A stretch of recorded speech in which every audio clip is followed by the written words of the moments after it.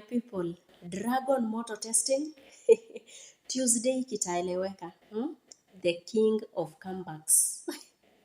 Wewe kama hujaipenda comebacks za Gachagua, hii masiku yote yenye amekuwa US, amecollect data one by one, atakuwa na release file by file. Anyway, Aluta, tune in. So guys, hot tea. Guess what? Imagine Standard, the newspaper, imetutolea screenshots. Talk of receipts.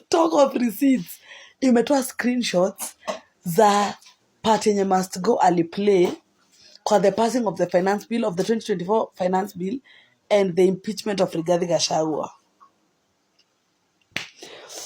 Hey kai,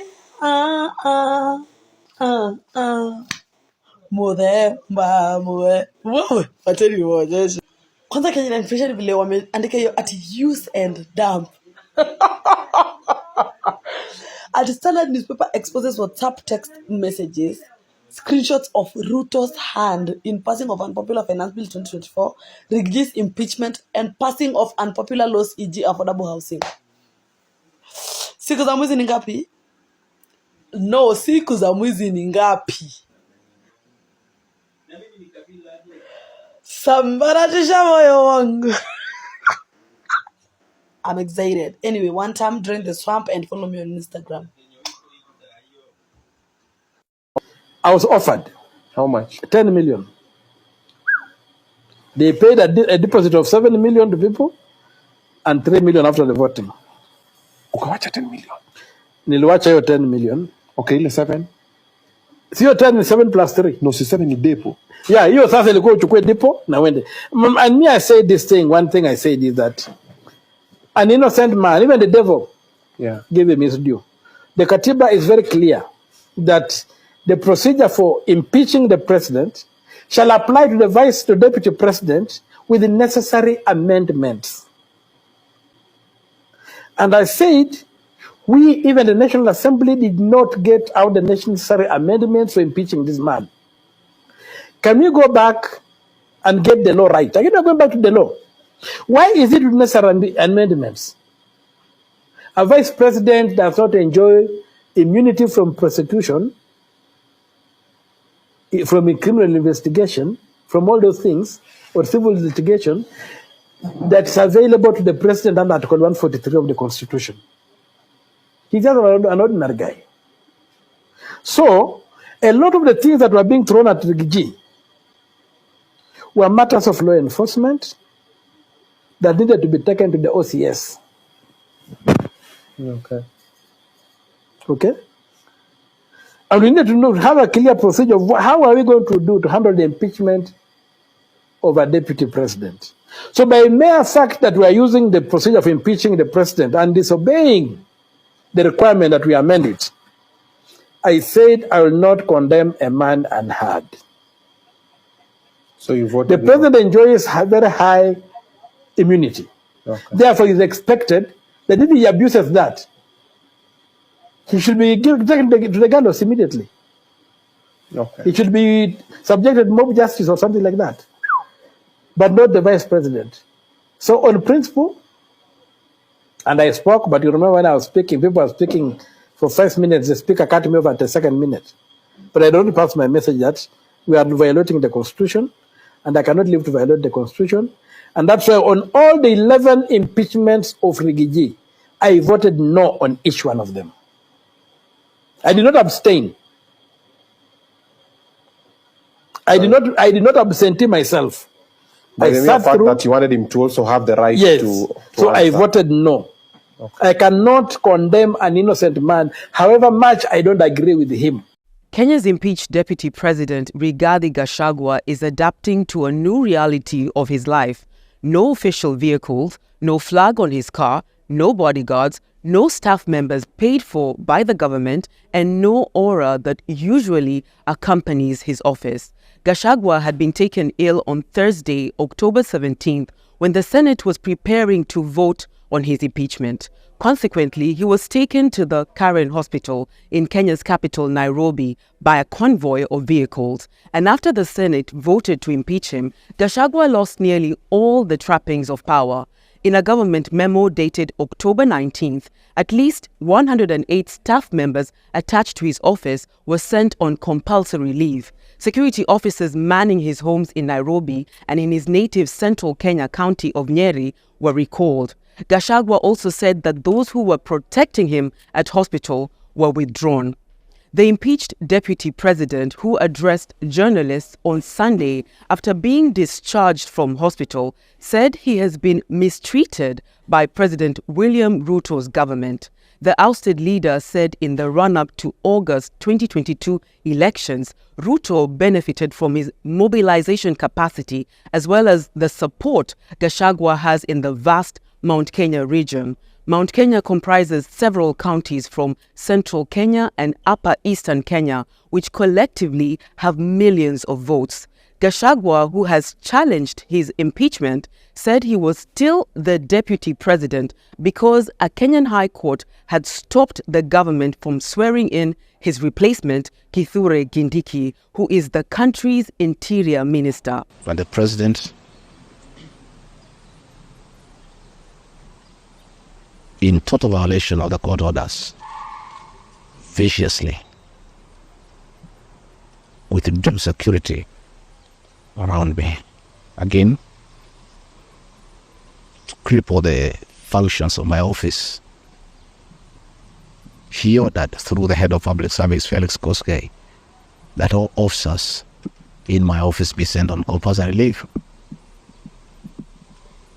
Last night, all vehicles assigned to officers who work under me were impounded to cripple the office of the deputy president. Kenya celebrated its annual National Heroes Day on Sunday, October 20th. Without providing proof, Gachagua alleged that authorities had been instructed to block him from accessing aviation services so that he could not fly to the coastal county of Kwale, where President Ruto was presiding over the ceremony. In yet another serious allegation, Gachagua said there were 2 unsuccessful attempts on his life on August 30th and September 3rd by people he claims to be state proxies.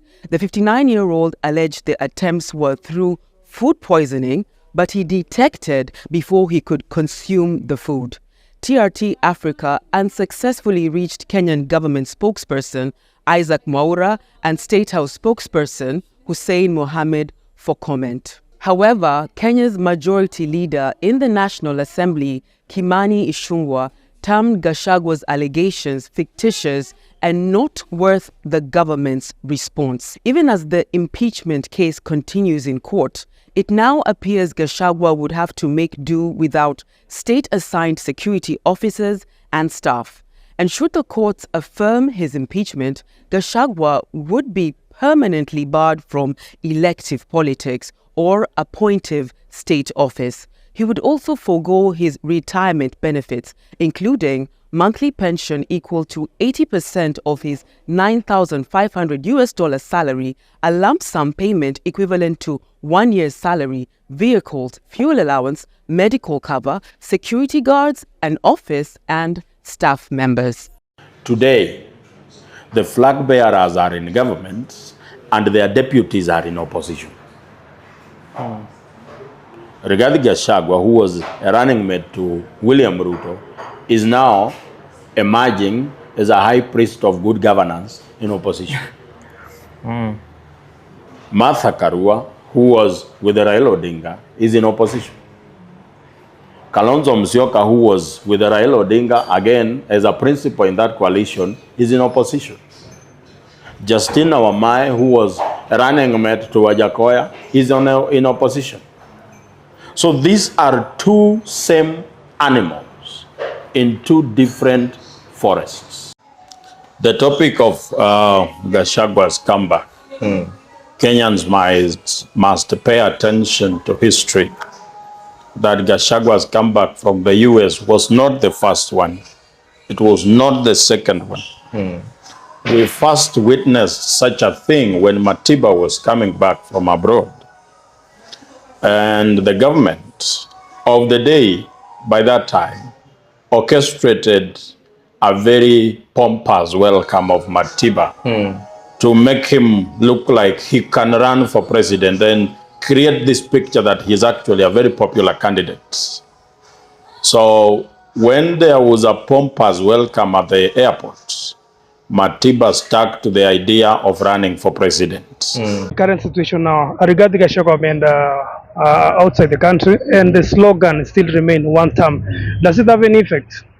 The slogan one term is not of Gachagua's making. It's only that Gachagua was the loudest to say it. But the slogan of one term is the aspirations of the Kenyan people, saying that this government has not done as we expected, and therefore we must be able to look for another government. And they said one term, meaning that they are not going to give him another term. So Gachagua was just a player in a very big game. And therefore, even his absence does not affect the agenda of one term in any way. We are still here. We still resonate to the agenda.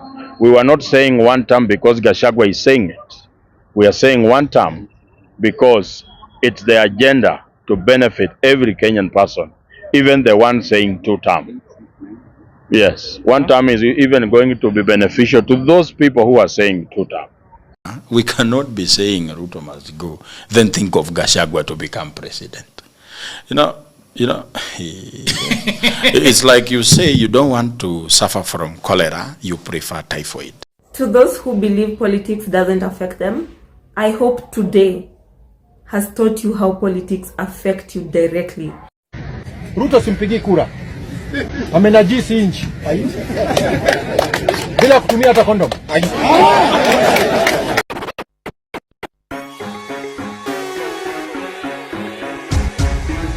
This is Selector Dede.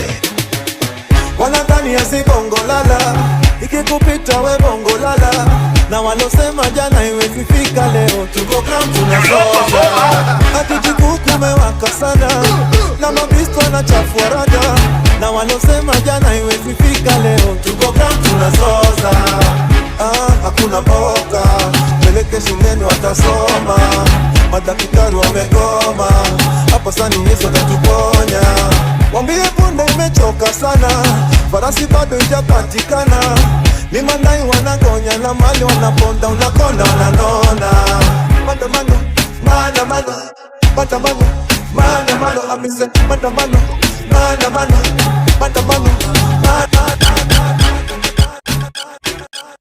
Jam down shuffle.